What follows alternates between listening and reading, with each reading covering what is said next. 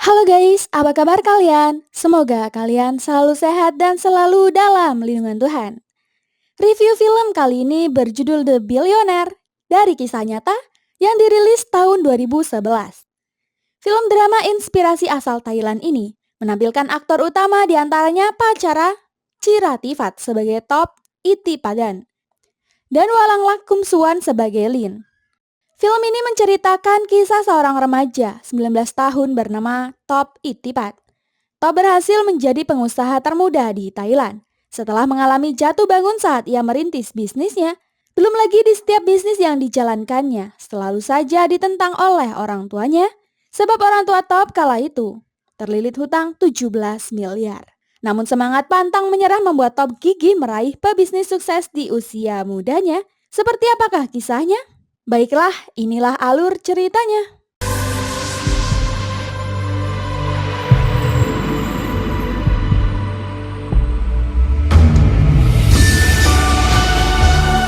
Film berawal di tahun 2004. Saat itu, terlihat Top mendatangi kantor perbankan. Di sana ia bertemu petugas bank untuk mengajukan pinjaman sebesar 4,2 miliar. Pegawai tersebut mengabaikan, ia menganggap Top bercanda. Melihat dia masih bocah ingusan, masa iya ingin meminjam uang hingga miliaran rupiah? Top terus mengajukan permohonan kepadanya. Wajah serius di wajah Top membuat pegawai tersebut kian penasaran untuk apa bocah seperti ini menginginkan pinjaman sebesar itu. Kita pun kembali 2 tahun sebelum itu, di mana Top masih duduk di bangku SMA. Top hobi bermain game sebagai anak remaja pada umumnya. Bahkan di setiap mata pelajaran TIK, teman kelas asik memperhatikan penjelasan bu guru, tapi tidak dengan Top. Ia asik membuka situs web game di sekolahnya. Top terbilang mahir bermain game online, sehingga ia banyak mengoleksi item pada game tersebut. Sehingga di tengah asyiknya ia bermain game, tiba-tiba ia mendapat pesan dari gamer lain untuk membeli item Top. Top mulai berpikir cerdik. Ini merupakan peluang besar baginya. Dan item game miliknya pun laku terjual sebesar 50 juta UB. Tapi mengingat ia belum punya nomor rekening, akhirnya sepulang sekolah, Top lalu meminta rekening pamannya untuk memindahkan uangnya ke rekening tersebut. Top tak habis pikir jika game ternyata bisa menghasilkan uang sebanyak itu. Ini merupakan kali pertama seumur hidupnya yang menghasilkan uang hingga puluhan juta. Top merasakan kesenangan luar biasa. Keadaan sedemikian rupa dilakukan Top terus-menerus hingga tabungan di rekening pamannya semakin bertambah banyak. Hasilnya langsung dipakai Top untuk membeli mobil mewah keluaran terbaru. Selanjutnya mobil baru tersebut lalu digunakan Top ke sekolah. Di sekolah, mobil Top dicegat oleh satpam, di mana Top tak punya kartu parkir di sekolahan. Karena ia punya uang banyak, satpam disogok agar bisa masuk ke sekolah dan parkir di sebelah mobil gurunya. Akibatnya kepala sekolah memanggil Top ke ruangannya. Ia mendapat surat teguran. Namun, ia tak menjadi soal bagi Top. Bahkan dia berusaha menyuap kepala sekolahnya juga. Itu membuat kepala sekolahnya kesal dan Top berujung sia-sia. Sepulang sekolah, Top bertemu pacarnya yang diketahui bernama Lin. Top mengajak Lin untuk makan malam menggunakan mobil barunya tersebut. Sialnya si Top malah kembali berulah. Parkir liar membuat pacarnya panik karena ditegur pengendara lain. Di rumah, Top gelisah sebab jika ketahuan pulang larut malam, ia akan diamuk sang ayah.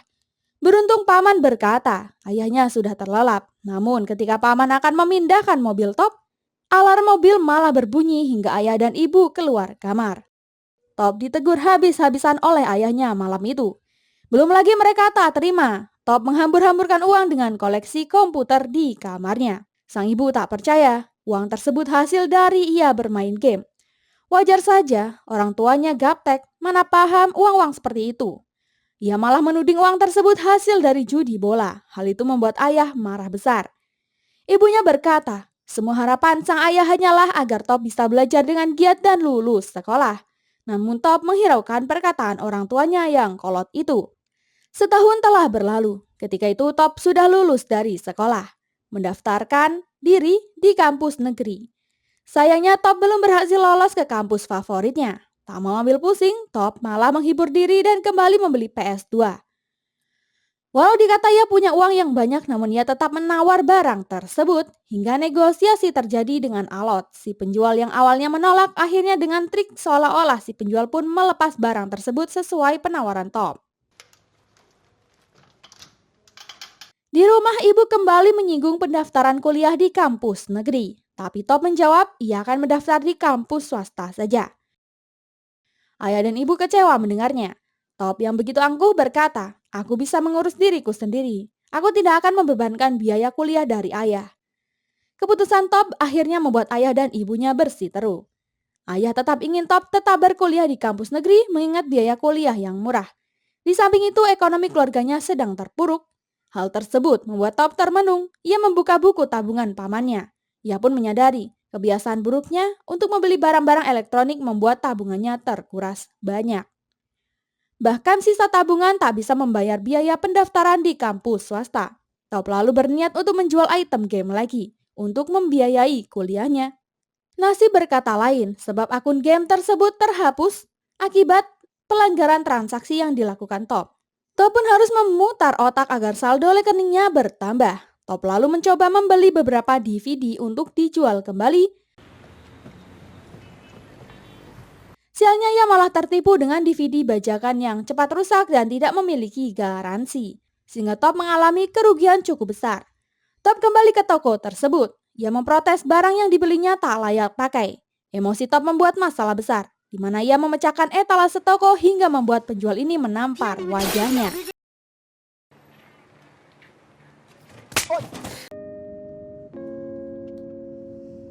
Dalam perjalanan pulang, Top tak sengaja melihat ayahnya. Ayah memberi sejumlah uang kepada Top untuk memilih kampus yang ia sukai.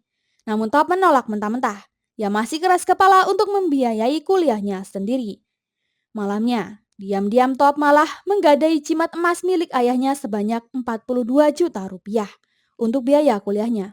Itulah mengapa Top akhirnya bisa duduk di bangku perkuliahan. Selama perkuliahan berlangsung, Top nampak begitu bosan. Ia lalu menitip alat perekam ke teman kelasnya dan pergi meninggalkan kelas tersebut. Selanjutnya Top mengunjungi ruang teater untuk mengunjungi pacarnya yang rupanya Lin dan Top berkuliah di kampus yang sama. Di sini Top mengajak Lin untuk makan siang, tapi Lin menolak. Akhirnya Top pun pergi saja. Di perjalanan, Top melihat info-info bazar makanan sedang berlangsung. Top tertarik, di sana berbagai peralatan canggih untuk membuat makanan dijajakan. Setelah asyik berkeliling, Top dibuat terpukau oleh satu mesin yang membuatnya tertarik membeli, yaitu alat pemanggang kacang yang baru aja ada di Thailand. Sebab pada saat itu jajanan kacang memang sedang viral di Thailand. Namun belum ada alat canggih seperti itu. Jadi tanpa berpikir panjang, Top lantas membelinya. Masalah lain muncul saat mesin itu tiba di rumah. Ayah marah karena baginya harga mesin ini sangatlah mahal ketimbang di pasaran. Namun apa boleh buat, nasi sudah menjadi bubur. Keesokan harinya Top semakin tak betah duduk di dalam kelasnya. Ia kembali menitip rekaman pada teman kelasnya, lalu pergi. Selanjutnya, Top pergi ke setiap tempat yang menjual kacang. Diam-diam Top mencuri beberapa resep pedagang pinggir jalan untuk mendapat resep terenak.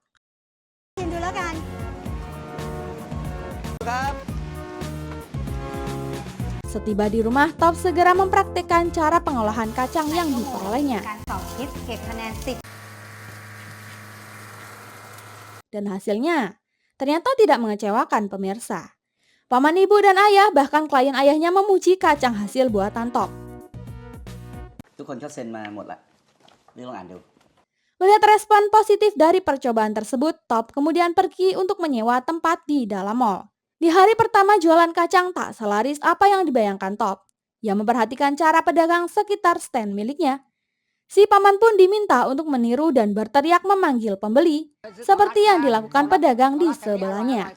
Masih dengan Top si pencari strategi jualan, ia bahkan hilang perhatian terhadap pacarnya. Bahkan saat Top menemani Lin untuk berbelanja di pasar Loak, Top selalu memperhatikan bagaimana cara pedagang pasar mempromosikan jualannya secara langsung. Imbasnya, Lin pun marah dan cemburu ketika Top mengurusi bisnis miliknya. Ia curiga Top sedang menggila dengan perempuan lain di telepon.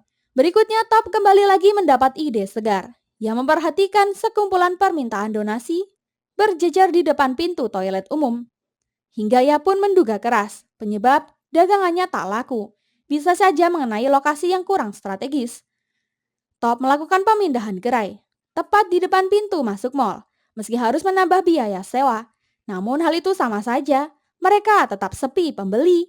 Esoknya, hari itu sedang berlangsung ujian semester di kampus.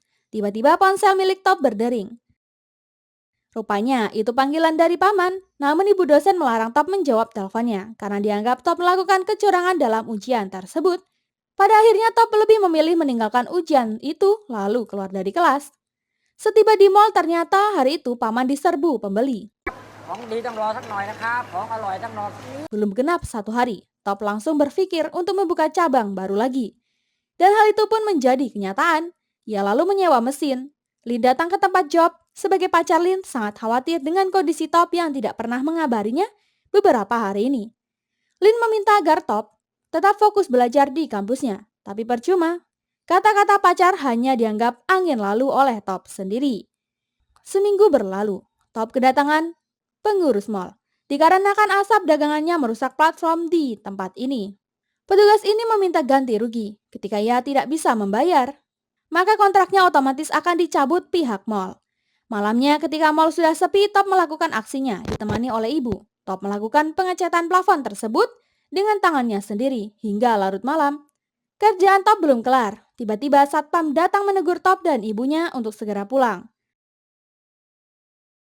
Top keras kepala, ia mencoba menyuap satpam mall. Satpam pun marah dan meminta Top untuk pergi. Tak berhenti di situ. Kabar dari ibu membuatnya tambah kecewa sebab besok Top diminta untuk mengurus paspor. Mereka sekeluarga akan pindah ke Cina di awal bulan. Top naik darah. Tapi mau gimana lagi? Kondisi ekonomi keluarga sedang terpuruk, utang yang begitu besar tidak dapat dibendung lagi. Esok harinya Top akhirnya menuruti permintaan ibu.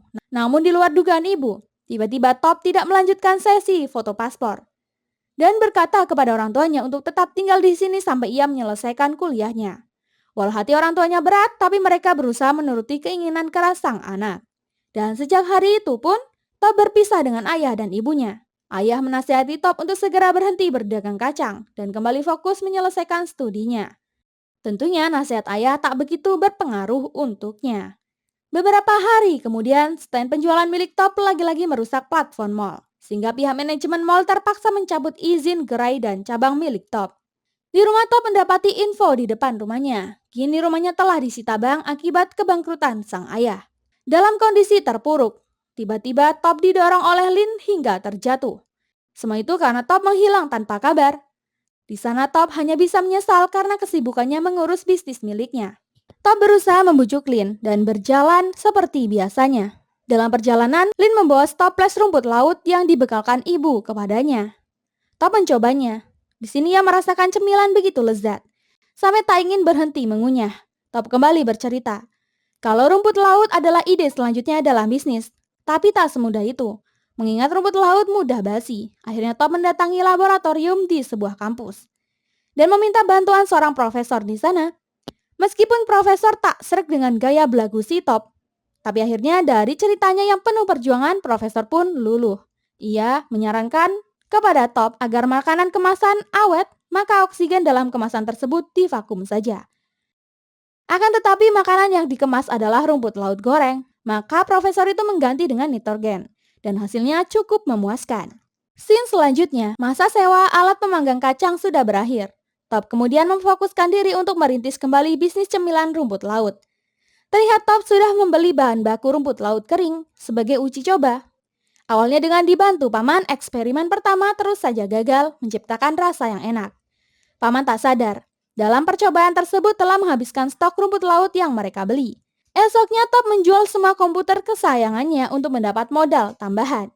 Paman pun berniat untuk menyerah karena Top telah membuang modal 42 juta untuk masa percobaan tersebut dan hasilnya hanya sia-sia. Tapi Top tak peduli harus berapa banyak kerugian yang dibuatnya. Hati paman pun luluh dan mengikuti saran dari Top. Malamnya Top kembali ke rumah dengan membawa sekotak rumput laut kering. Namun, ia heran, keadaan rumah malah sepi. Ternyata setelah dicek, paman sudah ditemukan tak sadarkan diri. Akhirnya paman pun dilarikan ke rumah sakit. Hal tersebut tak menjadikan Top pesimis. Ia kembali lagi bereksperimen dan tanpa ia sadari, bahan baku kembali habis. Tersisa rumput laut yang jatuh semalam. Saat digoreng tak disangka, sisa rumput laut itu mendapatkan hasil yang sangat enak. Kabar baik itu pun langsung disampaikan kepada paman. Paman begitu bahagia. Akhirnya mereka bisa menemukan cara yang tepat untuk mengolah usaha selanjutnya. Top kembali menyewa gerai di dalam mall dan tepat prediksinya, dagangan mereka pun laris manis terjual di serbu pengunjung mall. Di sisi lain, ibu Top menelpon. Saat itu ibu selalu menyinggung soal kuliahnya. Ia kembali mendapat tekanan dari ibu untuk melanjutkan studi di Cina saja. Tapi Top merasa bisnis rumput laut ini memiliki peluang yang sangat besar.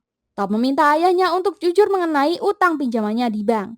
Ayah berkata, 40 juta baht atau setara dengan 17 miliar rupiah. Padahal Top hanya menargetkan setahun ini ia akan memperoleh 1 miliar pertamanya. Akhirnya, rumah Top disegel sepenuhnya oleh pihak bank. Kini Top semakin menggalau meratapi nasibnya. Sempat ia berpikir untuk kembali berkuliah. Namun, apa daya karena biaya, kini Top hanya bisa mendengar kembali materi kuliah lewat rekaman saja. Namun di saat asyik-asyiknya mendengar rekaman, baterai pun habis. Terpaksa Top keluar rumah untuk membeli baterai di minimarket terdekat. Dalam rekaman tersebut, Pak dosen berkata, "Kamu punya pemikiran untuk menjadi kaya. Kamu pasti akan kaya." Tiba-tiba ia mendapat ide, terlintas di pikiran Top untuk menjual produknya di 7-Eleven minimarket ternama di Thailand tersebut. Alhasil esoknya Top mendatangi kantor utama 7-Eleven. ไทยฟิวชั่นก็ได้ทานง่าย Sembari menunggu Top meniru gaya orang lain dalam mempromosikan produknya. Setelah menunggu lama, bertemu dengan bos 7-Eleven akhirnya. Manajer ini datang menemui Top. Tapi karena kesibukan ibu manajer, Top hanya diminta untuk menyimpan sampel produknya di kantor. Akan tetapi Top tak terima. Ia meminta untuk mempresentasikan produk miliknya. Ibu manajer berkata, produk milik Top belum layak dipasarkan di gerai 7-Eleven. Itu nampak dari packagingnya yang buruk dan harganya yang terbilang mahal. Di sini Top harus menghadapi kenyataan yang cukup mengecewakan. Setiba di rumah, lupanya Lin telah menunggu lama kedatangan Top. Sayangnya kehadiran Lin di saat Top tak mood nampak menjadi masalah dalam hubungan percintaan mereka. Top sangat marah dan akhirnya hubungan mereka pun kandas. Malamnya Top curhat kepada paman soal Lin. Top menyesal telah menyayangkan gadis yang baik hati seperti Lin. Tak ingin larut dalam masalah asmara, esoknya Top kembali lagi beraksi. Ia pergi ke sebuah percetakan dengan membawa berbagai sampel produk. Ia pun memberi nama produknya dengan nama Tau Kei Noi. Dan setelah menunggu lama akhirnya tercetaklah kemasan snack rumput laut Tau Kei Noi milik Top. Dibawalah produk tersebut ke kantor 7-Eleven. Di sana Top harus menunggu lama karena ibu manajer sangat sibuk. Akhirnya Top memutuskan untuk pergi. Ia merasa insecure, di mana manajer memang tak ingin menemuinya lagi. Top yang sudah menyerah akhirnya memberikan semua snack tersebut kepada satpam. Di saat yang sama, ibu manajer baru mencari keberadaan Top. Namun siapa sangka, di sisi lain snack yang ditinggalkan begitu saja malah dicomot oleh pegawai kantor 7-Eleven.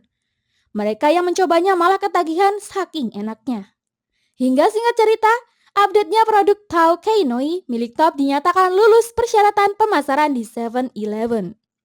Namun itu belum selesai, karena menurut manajer Top harus memproduksi snack rumput lautnya sebanyak 72.000 kemasan ke 3.000 cabang 7-Eleven. Belum lagi dalam waktu dekat pabrik Top juga akan diperiksa kelayakan produksi yang sesuai standar dan ketentuan. Itulah sebabnya Top harus mencari jalan untuk mengumpulkan modal membangun rumah produksinya. Akhirnya semua ceritanya itulah yang membawa Top sampai mengajukan pinjaman ke bank tersebut. Pegawai bank berkata sangat respek dengan kisah perjuangan Top.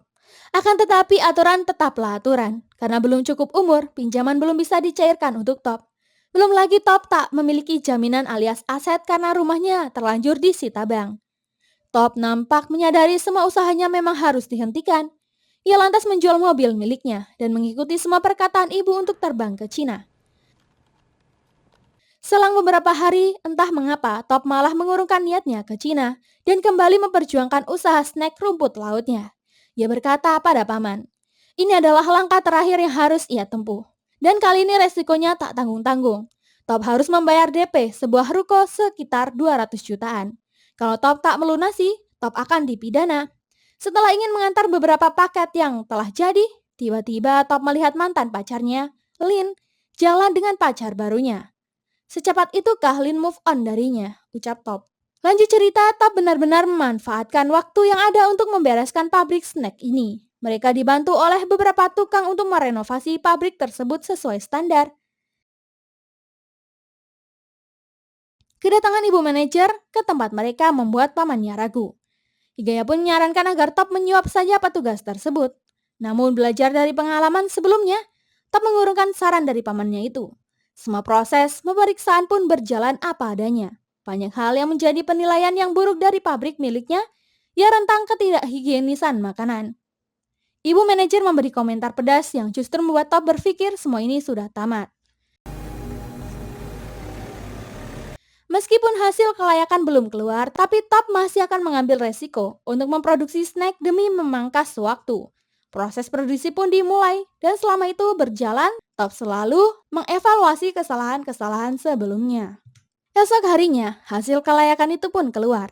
Top dibuat terkejut setelah ia dinyatakan lulus semua persyaratan bergabung dengan 7-Eleven.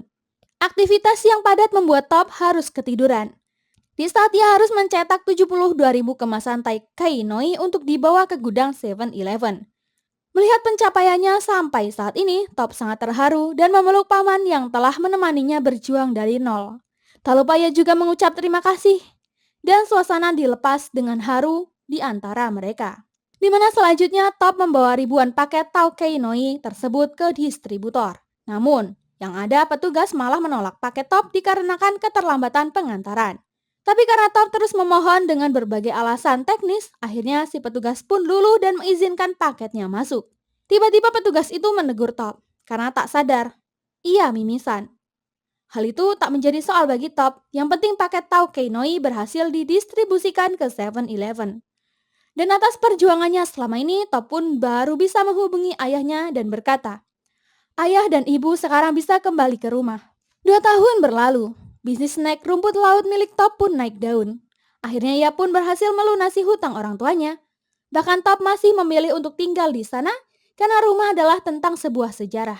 Dan tak berhenti sampai di situ, Top kembali menemui petugas bank untuk kembali mengajukan pinjaman.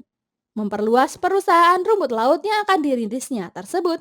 Dan satu kata-kata bijak dari Top menjadi penutup di film kali ini. Jangan menyerah ketika kamu menghadapi masalah. Karena jika kamu menyerah, itu tandanya permainan telah selesai. Dan film pun berakhir. Terima kasih buat kalian yang sudah support channel ini. Jangan lupa tinggalkan like dan saran kalian di kolom komentar. Sampai jumpa di alur cerita berikutnya. Terima kasih.